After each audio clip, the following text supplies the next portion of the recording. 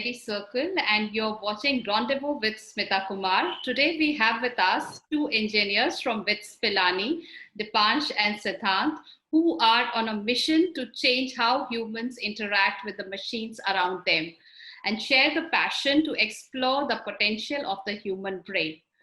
So we are here to meet Siddharth Dangi, President Cortex BCI Inc. and Dipansh Goel, Treasurer and CTO Cortex BCI Inc. Funded by hostel funds, these two engineers are working on a new age technology company called NextStem, which works to enhance the human capabilities by empowering the brain to seamlessly interact with the machines and execute complex tasks with just a thought.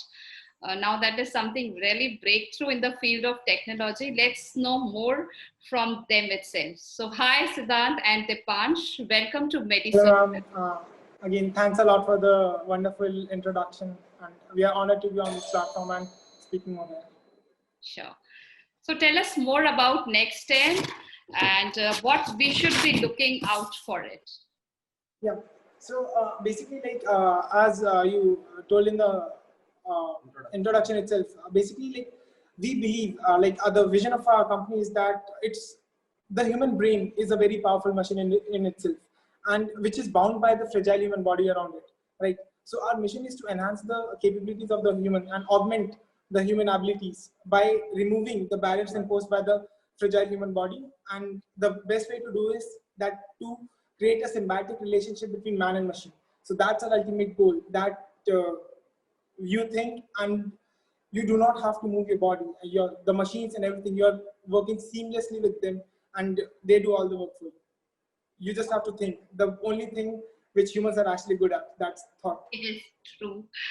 AI is the future, but empowering the brain to seamlessly interact with machines and execute complex tasks with just a thought is like really next level. So how has been the journey and of developing something really so unique? So yeah, to be honest, like the journey has been it has been a roller coaster ride, and there have been ups and downs. So like when we initially got the idea of creating brain computer interfaces, the first challenge was to get started. We need access to EEG data. EEG data is the one which comes out from your brain. So and because this field is so narrow in terms of research, that there are no publicly available data sets for EEG, right? So the only way for us to go ahead was to get our own EEG device. And we remember we pitched to our college for the funding for the to buy first prototype. And but at that point, we were told that the thing that you're planning is way too ambitious and it might not be possible. So that's why they decided to fund something else. So we remember we went to Nagpur for a competition, and the only expenditure that we bore to go to Nagpur was 500 rupees. That was for the train ticket. We took a general class train, 17-hour journey from Delhi to Nagpur. We went over there, we pitched over there. We got 45,000 rupees from that competition. And now the cheapest EEG machine costs 96,000 rupees. We have 45,000 rupees. Okay. So the only way that we had the only way that we could move ahead was to design that machine ourselves. So we went on the internet, we searched for different EEG machines, we researched a lot, we took help from some open source community and built ourselves our own EEG system. Yeah, so basically we took a lot of help from open source communities, and we built our first prototype of the headset, which was able to capture the EEG signals, and that costed us 18,000 rupees. And it had same capabilities as the one which cost 90,000 rupees. We used that to create our first proof of concept, which was controlling a robotic arm, just one action based on your focus levels. Like the harder you focus, the more the arm rotates. So that was our proof of concept, and that's how we started out. And we continued our journey by going to different competitions, winning those competitions, putting all the money back into the company. And then finally, when we were like, okay, now our prototypes are ready and we are actually ready to hit the market and bring this technology to the world, we started looking for investment, and we are very glad to raise investment from Hostel Fund and BitsPark. BitsPark is the angel investment firm formed by all the Bits and alumni. Okay. So do they fund their own alumni, or it is for other people also? It is like, I believe it's for everyone, but the investors are BITS Pilani alumni. Just that's why BITS Park. I don't think so it has anything to do with that you being a BITS startup. So I think you got some advantage of being a BITS Pilani student. Yeah, BITS Pilani is known for its entrepreneurial ecosystem, and we are really proud. And I believe like we owe a lot to that. The freedom that we got in our college in terms of like classes and time management and everything, that allowed us actually like to pursue our passion and like spend our time towards developing this instead of just going to classes regularly, coming back, going. So, as entrepreneurs, you both are on a mission to change the way this world controls and develop robotic devices. So, how did this notion come to you both to develop something on these grounds? So, I'm from a defense background, so I have been to Army Base Hospital multiple times during my childhood. So I've been to Army Base Hospital multiple times during my childhood, and the biggest ailment you see over there is actually amputation, right? And that's something which really hit me and like was there in the subconscious mind of my brain. And so like all the projects I have been doing robotics since a very young age. I started doing robotics in seventh grade onwards, and they revolved around like creating systems to enable people with disabilities, right?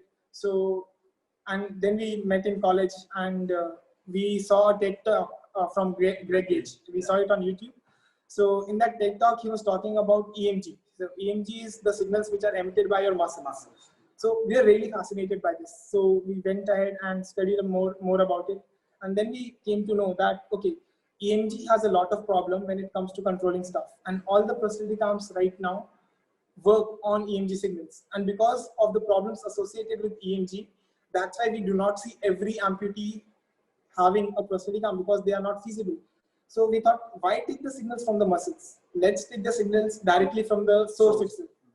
And that's how this idea of controlling stuff using brain came to us. And when we talk about the scope of this technology, we can control wheelchairs, we can control literally any robotic device, be it your Alexa, be it your prosthetic arm, be it a VR game, anything.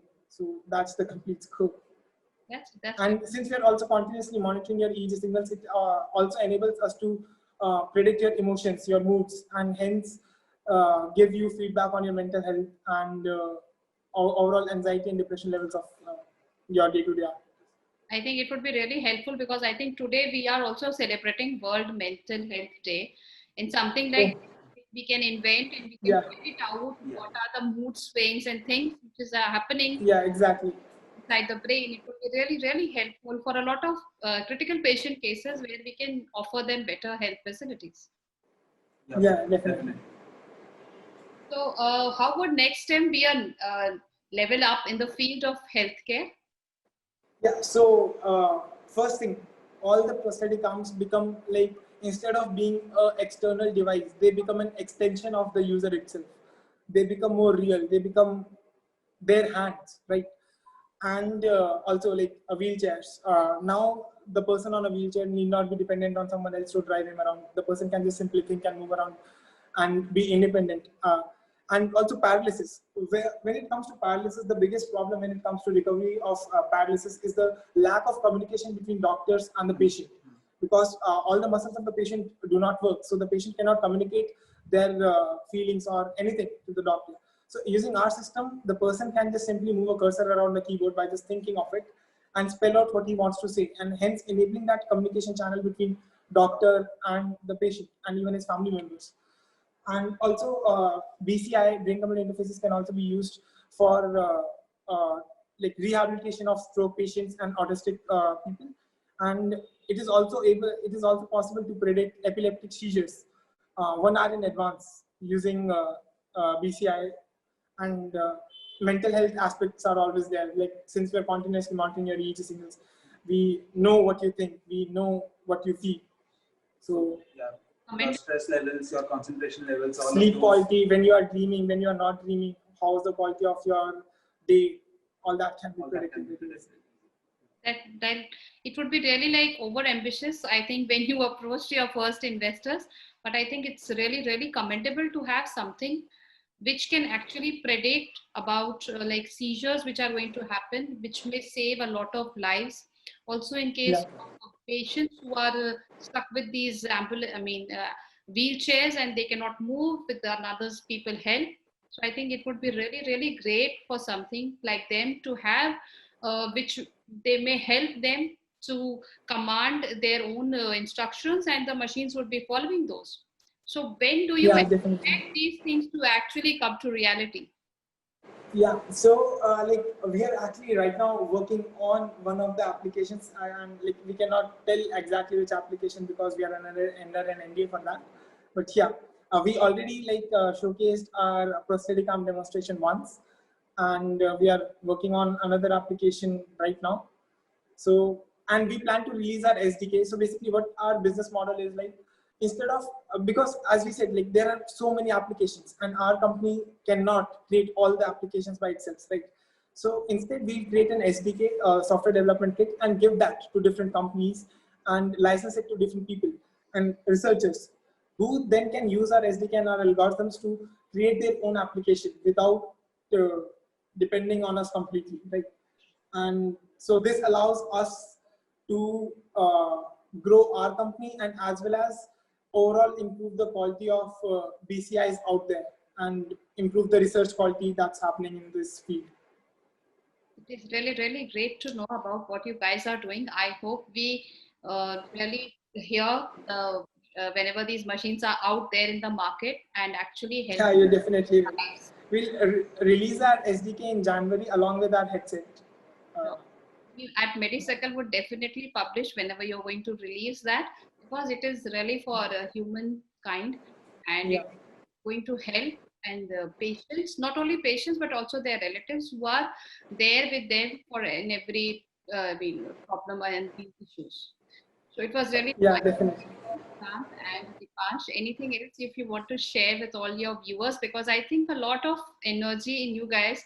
I think you have a lot of passion, and that is why that is driving your aims, and that is driving your vision, so that you can achieve something. So if you want to say anything to all your fellow students who want to do something big in their life, you please go ahead.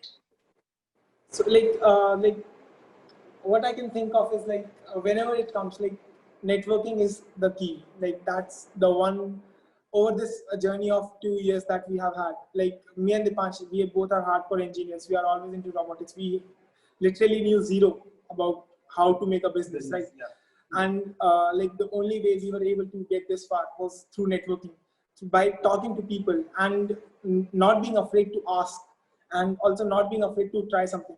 Believe me, like when we like went out to create our first proof of concept, EEG signals are something which are very like not that studied deeply, right? So there was no literature available on how to go ahead with it. We literally just randomly tried stuff and we randomly did experiments to get that proof of concept working. So never hesitate to talk to people, never hesitate to ask, never hesitate to start. That's the only thing I believe I can say. And Dipansh, you would like to say something? No, I'd like to add on this only that you should just be confident and passionate about what you're doing. You should don't look for the results, but enjoy the journey itself, and the results will be there at the end. So if you're enjoying the journey, it won't be a task for you, but it will be a fun project. So that's how we did it, and that's how we are doing it right now as well. That's really great advice, that you need to enjoy the journey rather than expecting something would happen in the future. So it is today which has to be lived, and your future would be definitely bright. So thanks a lot for coming to MediCircle. Wish you all the best for these robotic devices, and hope it gets launched in the coming January 2021. Definitely. Thank you, thank you so much, and it's been an honor to be on this platform. I'll definitely give a shout out to Ankur. Like, I'll go ahead and thank him right away. I completely enjoyed it. Well, thanks.